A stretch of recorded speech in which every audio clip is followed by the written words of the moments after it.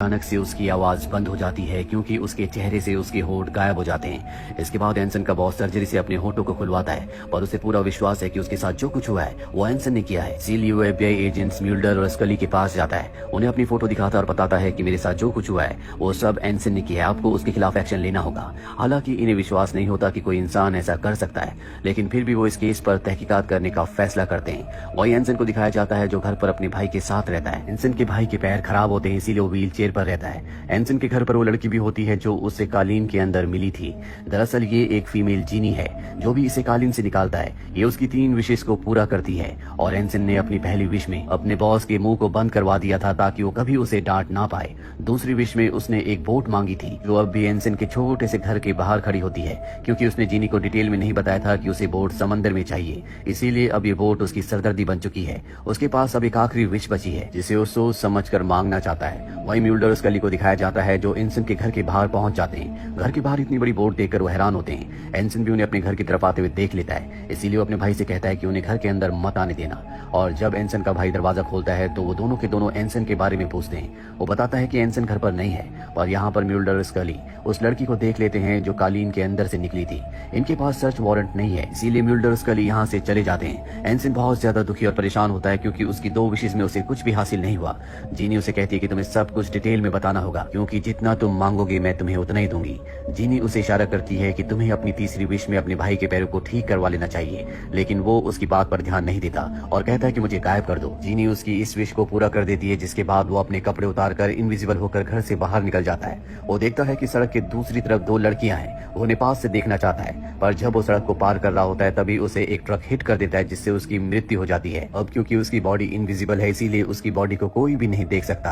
अगले दिन जब उसी रास्ते से एक लड़का साइकिल से जा रहा होता है तो एंसन की इनविजिबल डेड बॉडी से उसकी साइकिल टकराती है, जिससे वो गिर जाता है। जल्दी पुलिस को एफबीआई को पता चल जाता है कि एक आदमी की मृत्यु हुई है जिसकी बॉडी इनविजिबल है, और अब एंसन की बॉडी को ऑटोप्सी के लिए लाया जाता है, जहां एफबीआई एजेंट्स के लिए उसकी बॉडी की जांच करती है। वो उसकी बॉडी पर एक खास तरह का पाउडर डालती है जिससे उसकी बॉडी विजिबल होना शुरू हो जाती है। स्कली को पता है कि साइंस को इससे बहुत ज्यादा मदद मिलेगी, इसीलिए बहुत ज्यादा एक्साइटेड होती है। और म्यूल्डर भी यहाँ पर आ जाता है। ये दोनों के दोनों देखते हैं कि ये एंसन है जिसके घर ये दोनों के दोनों इन्वेस्टिगेशन करने के लिए गए थे।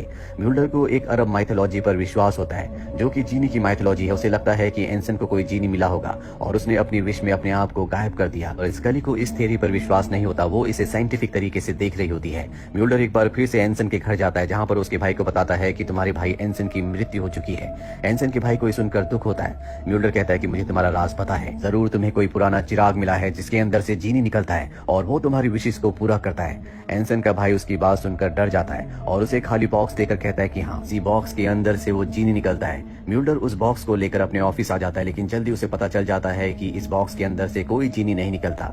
इसके बाद उस स्कली के पास जाता है और उसे कंप्यूटर पर कुछ फोटोज दिखाता है जिसमें कुछ बहुत बड़े बड़े लोग होते हैं, जिनके साथ वो लड़की भी होती है जिस लड़की को इन दोनों ने एंसन के घर पर देखा था। और ये फोटोज बहुत पुरानी है। अगर इतने साल पहले वो लड़की इतनी जवान थी तो आज उसे बहुत बूढ़ा होना चाहिए था। म्यूल्डर यहाँ पर समझ जाता है कि ये लड़की ही जीनी है। वहीं हमें एंसन के भाई को दिखाया जाता है जो गराज में जाता है और कारपेट के अंदर से एक बार फिर से उस लड़की को बाहर निकालता है, जिसका मतलब ये है कि वो फीमेल जीनी अब उसकी 3 विशेष को पूरा करेगी। वो कहती है कि तुम बताओ तुम्हें क्या चाहिए। वो कहता है कि मैं चाहता हूँ कि तुम मेरे भाई को जिंदा कर दो। फीमेल जीनी उसकी इस विश को मान जाती है और अगले पल उसके घर पर उसका भाई होता है, लेकिन वो पहले की तरह नॉर्मल नहीं होता। उसके शरीर से बदबू आ रही होती है और ना ही वो कुछ बोल रहा होता है, जिससे एंसन के भाई को गुस्सा आता है और वो कहता है कि मेरा भाई कुछ भी नहीं बोलता। फीमेल जीनी कहती है कि तुमने मुझे डिटेल में बताया नहीं, तुमने कहा उसे जिंदा कर दो और मैंने उसे जिंदा कर दिया। एंसन का भाई कहता है कि मैं चाहता हूँ कि मेरा भाई बोले, और इस तरह से वो अपनी दूसरी विश मांग लेता है। जीनी उसकी दूसरी विश को पूरा कर देती है और जैसे वो बोलना शुरू करता है तो जोर जोर से चिल्लाता है, जिससे जीनी और एंसन का भाई दोनों अपने कानों को बंद कर लेते हैं। कुछ देर बाद एंसन जब शांत होता है तो अपने भाई से कहता है कि तुमने मेरे साथ ही क्या किया। मेरे सीने में ना दिल धड़कता है ना ही मेरी रगों में खून बह रहा है, जिस वजह से मुझे बहुत ठंड लग रही है। एंसन अपने भाई को डांट रहा होता है। एंसन का भाई कहता है कि मैंने अपनी 2 विशेष को तुम्हारे ऊपर बर्बाद कर दिया, अब मैं तुम्हारे ऊपर अपनी कोई विश बर्बाद नहीं करूंगा। अब वो अपनी तीसरी विश अपने लिए मांगना चाहता है, जिसके बारे में वो सोच रहा होता है। वहीं एंसन को दिखाया जाता है जिसे बहुत ठंड लग रही होती है, इसलिए वो गैस जलाने के लिए जाता है, पर उसकी गलती से नोब टूट जाता है जिससे गैस लीक होना शुरू हो जाती है। उसके हाथ कांप रहे होते, इसीलिए वो मैस्टिक से आग नहीं जला पा रहा होता, जिसमें उसे देर हो जाती है।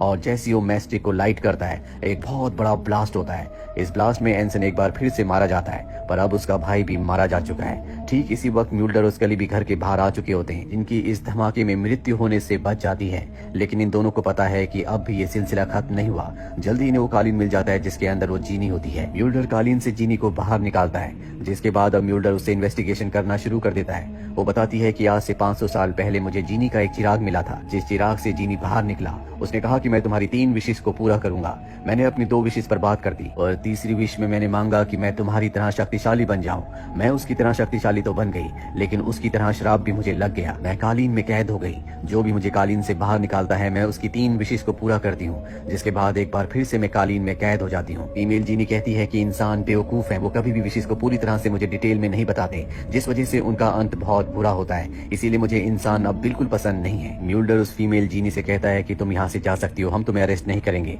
वो कहती है कि मैं नहीं जा सकती, तुमने मुझे कालीन से बाहर निकाला है, इसीलिए तुम्हें अपनी 3 विशेष को मांगना होगा, जिन्हें मैं पूरा करूंगी। म्यूल्डर जीनी को दूसरे कमरे में ले जाता है और उससे पूछता है कि अगर तुम्हें मौका मिले तो तुम क्या विश मांगना चाहोगी। वो कहती है कि मैं श्राप से मुक्त होकर एक आम इंसान बनना चाहूंगी। इसके बाद म्यूल्डर कहता है कि मेरी विश ये है कि इस पूरी दुनिया में शांति हो जाए। फीमेल जीनी उसकी विश को पूरा कर देती है। म्यूल्डर जब बाहर आता है तो देखता है कि इस दुनिया में न एक इंसान है, न पशु, न पक्षी। इस दुनिया से हर वो चीज जो किसी भी तरह की आवाज करती है वो गायब हो चुकी है। उसे समझ में आ जाता है कि जीनी ने उसकी विश को सही से नहीं समझा। दरअसल वो इस दुनिया से हर तरह की बुराई को, पाप को, लड़ाई झगड़े को खत्म करना चाहता था, पर अब कुछ और ही हो गया। उसके साथ ही स्कली भी गायब हो चुकी है। इसीलिए वो जीनी के पास दोबारा आता है और कहता है कि तुमने क्या कर दिया। जीनी कहती है कि तुम्हें हर चीज को डिटेल में बताना चाहिए था।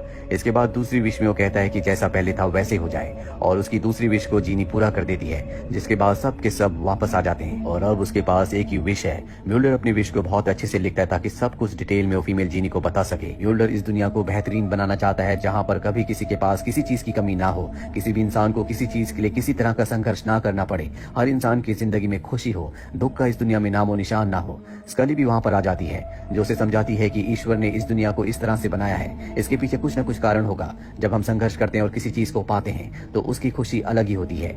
उसकी बात सुनकर म्यूल्डर समझ जाता है और वो कंप्यूटर स्क्रीन पर जो उसने लिखा होता है उसे ऑफ कर देता है। शाम को वो एक बार फिर से स्कली के पास आता है। स्कली उससे पूछती है कि तुमने अपनी आखिरी विश में क्या मांगा, पर वो उसे कुछ नहीं बताता। वहीं दूसरी तरफ हमें फीमेल जीनी को दिखाया जाता है, जो एक कॉफी हाउस में बैठी होती है। उसके चेहरे पर खुशी होती है। दरअसल म्यूल्डर ने अपनी आखिरी विश में ये मांगा होता है कि जीनी को उसके शराब से मुक्त कर दिया जाए, वो एक आम इंसान बन जाए, जो कि अब वो बन चुकी है। और इसी के साथ ये फिल्म, ये कहानी यहीं पर खत्म हो जाती है। उम्मीद करते हैं कि ये कहानी आपको पसंद आई हो।